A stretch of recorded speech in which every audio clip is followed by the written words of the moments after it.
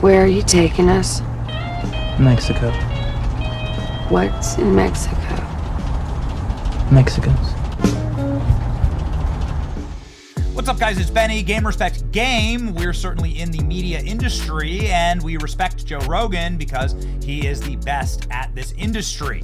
There is no other way to say it. He is the unequivocal GOAT.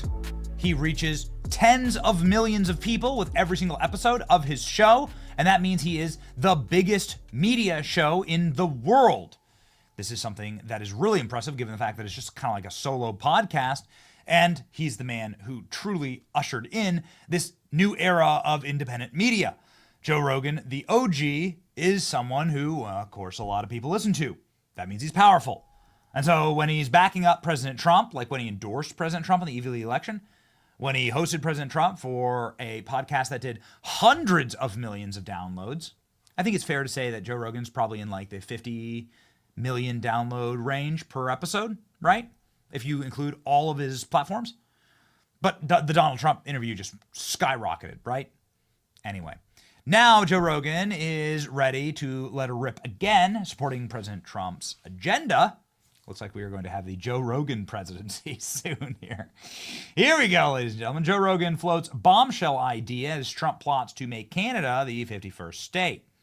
Joe Rogan revealed that he wants the U.S. to expand even further than Donald Trump's plan to make Canada the 51st state, adding Mexico to the list. Oh no. Ay caramba, ladies and gentlemen. This is going to piss off Mexico, who's already in a nasty mood, and we'll show you why. The comedian and podcaster who endorsed Trump in the 2024 election is now suggesting the U.S. expand to the south, in addition to the north, Canada, and to the east with Greenland.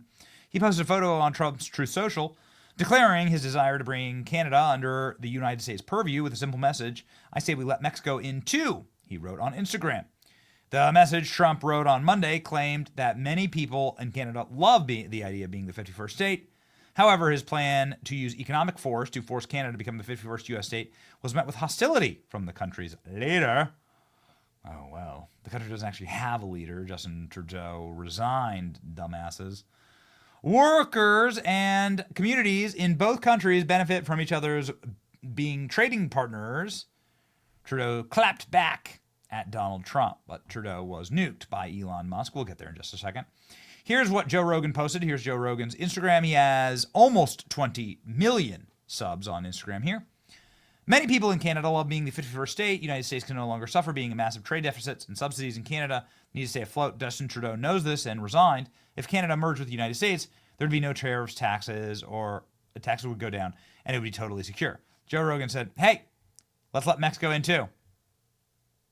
Kind of like based. And why not? Like, why not? Like, isn't this actually what your grandfathers fought for? Isn't it really? Come on.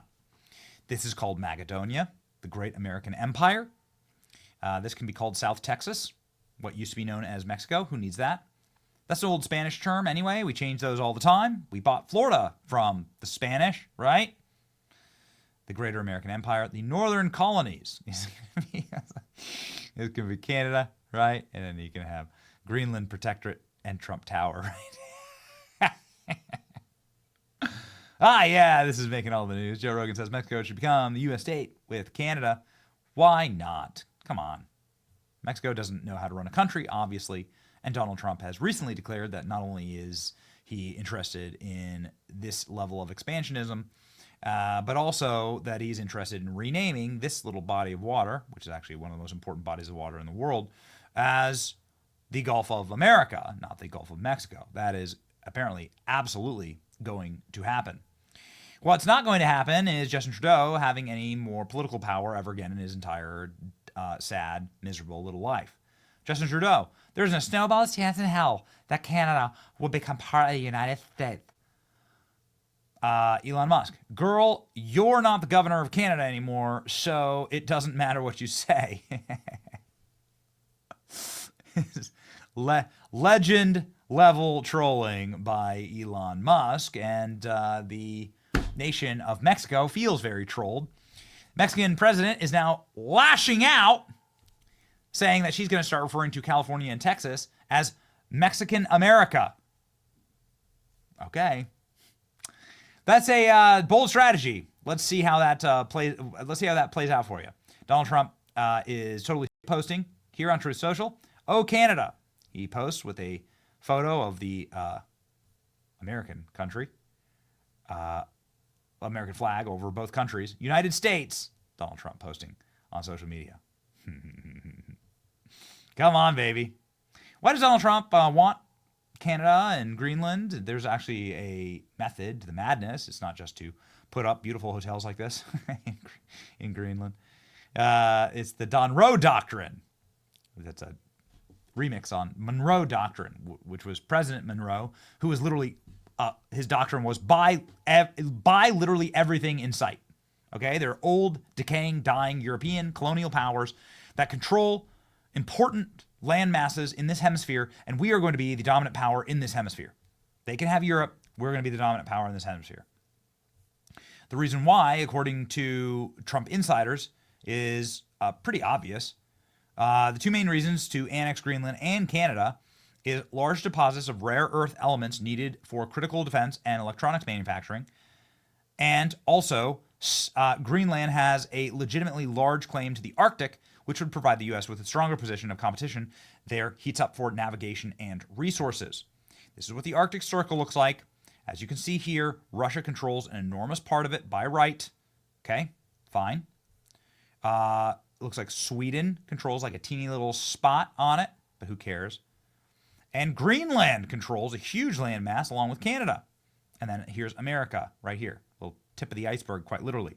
Why does this matter? This matters because they're going to be opening up sea ports all throughout the Arctic. As the ice freezes, this will become the single most valuable shipping lanes in the world. It'll be very, very efficient to go from the Atlantic to the Pacific Ocean and to zip right through here. Also, you don't have to spend so long at sea. You can actually dock in all these ports. You can move material and goods all through the Arctic. Here's the National Security Advisor for President Trump, a guy named Mike Waltz, straight up saying, yeah, this is what we need. The Arctic will be where we compete for natural resources. We need icebreakers. This is a gorgeous icebreaker. Let's build a dozen more. This is a U.S. Coast Guard icebreaker. Yes. So, like they're straight up saying it. This is what we're doing. These are the shipping lanes that will become available. Right now, this is a sheet of ice, but they're literally plowing these shipping lanes right now. And this is why Trump, obviously, and any smart American will want to control these lands, because these lands and the control of them will mean that we have access to these shipping ports from the Atlantic to the Pacific Ocean, as every successful nation has ever done. Control of Mexico would mean that we would have control, of course, of the Gulf of America. I live on the Gulf of America, so I got to get used to saying that. I'll never call it the Gulf of Mexico ever again. Here's Donald Trump announcing that yesterday, which makes me so very happy. And Joe Rogan, very happy too. Can't let that happen. Mexico's really in trouble, a lot of trouble. Very dangerous place. And we're going to be announcing at a future date pretty soon. We're going to change, because we do most of the work there and it's ours. We're going to be changing, sort of the opposite of Biden, where he's closing everything up, essentially getting rid of $50 to $60 trillion worth of assets. We're going to be changing the name of the Gulf of Mexico to the Gulf of America, which has a beautiful ring that covers a lot of territory. The Gulf of America, what a beautiful name. And it's appropriate. It's appropriate. And Mexico has to stop allowing millions of people to pour into our country. They can stop them. And we're going to put very serious tariffs on Mexico and Canada, because Canada, they come through Canada too. And the drugs that are coming through are at record numbers, record numbers. So we're going to make up for that by putting tariffs on Mexico and Canada, substantial tariffs. And we want to get along with everybody, but you know, they have to. It takes two to tango. We're approaching.